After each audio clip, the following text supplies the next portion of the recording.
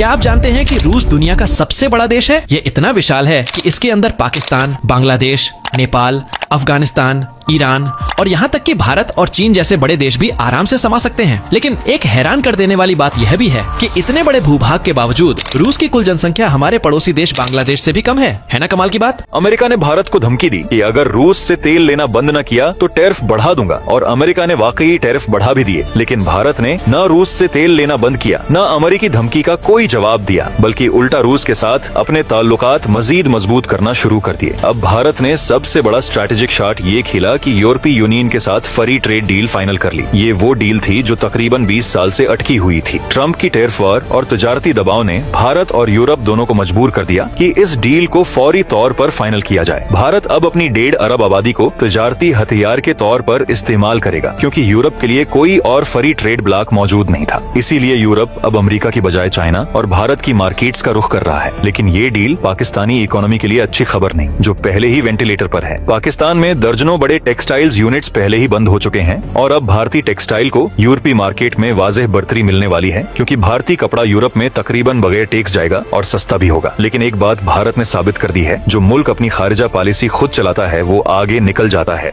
Russia दुनिया का इकलौता मुल्क है जो अगर चाहे तो आधे घंटे में दुनिया के किसी भी मुल्क को तबाह कर सकता है, इंक्लूडिंग अमेरिका। रशिया के पास मिसाइलों और हथियारों की कमी नहीं है। अमेरिका रशिया की इसी ताकत से डरता है। इकोनॉमिक फ्रंट से देखा जाए तो रशिया अमेरिका के सामने टिकेगा नहीं। अमेरिकन ब्रांड इंडस्ट्रीज और टेक्नोलॉजीज पूरी दुनिया के अंदर फेमस हैं, यानी पूरी दुनिया पर राज करती हैं। पर इक्का दुक्का ब्रांड्स को छोड़कर आपने किसी भी रशियन ब्रांड्स को देखा नहीं होगा। यही तो चैलेंज था रशिया के पास कि बिना इकोनॉमी के पावर बने। अमेरिका को कैसे दबाया जाए, तो रशिया ने अपना सारा फोकस अपने डिफेंस सेक्टर के ऊपर कर दिया। Saturn II missile dead and system इसी स्ट्रेटजी का हिस्सा है कि रशिया बिना इकोनॉमी के सुपर पावर बना रहे।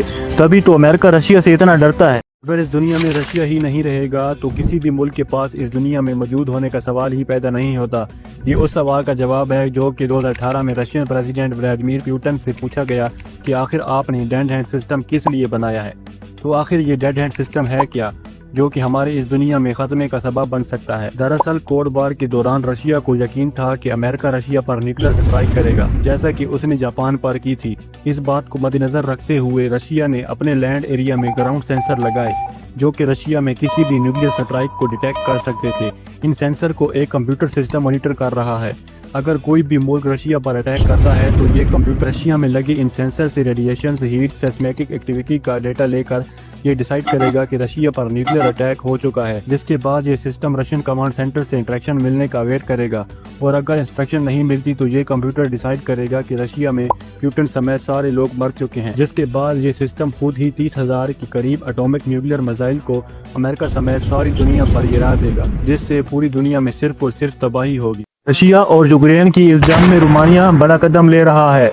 2022 में नॉर्वे और रोमानिया के दरमियान एक डील तय हुई थी, जिसके तहत रोमानिया ने नॉर्वे से 32 F-16 फाइटर जेट परचेज किए थे, और अभी तक रोमानिया को 18 फाइटर जेट रिसीव हुए हैं। और अब रोमानिया अमेरिका से स्टील फाइटर जेट खरीदने जा रहा है। रोमानिया अपना बॉर्डर यूक्रेन के साथ शेयर करता है। अगर यूक्रेन और रशिया के दरमियान इसी तरह लड़ाई जारी रही तो रशिया रोमानिया को भी टारगेट करेगा, क्योंकि रशिया ने रोमानिया को कई बार वार्निंग दी है। लेकिन इससे पहले भी रोमानिया के पास MiG-21 तैयार था, जो रोमानिया ने 1960 में रशिया से परचेज किए थे, जो उस वक्त सोवियत यूनियन था। लेकिन अब रोमानिया के साथ अमेरिका और नेटो है, जिसकी वजह से उस पर हमला करना मुश्किल है। आपकी इस बारे में क्या राय है, कमेंट में जरूर बताइए।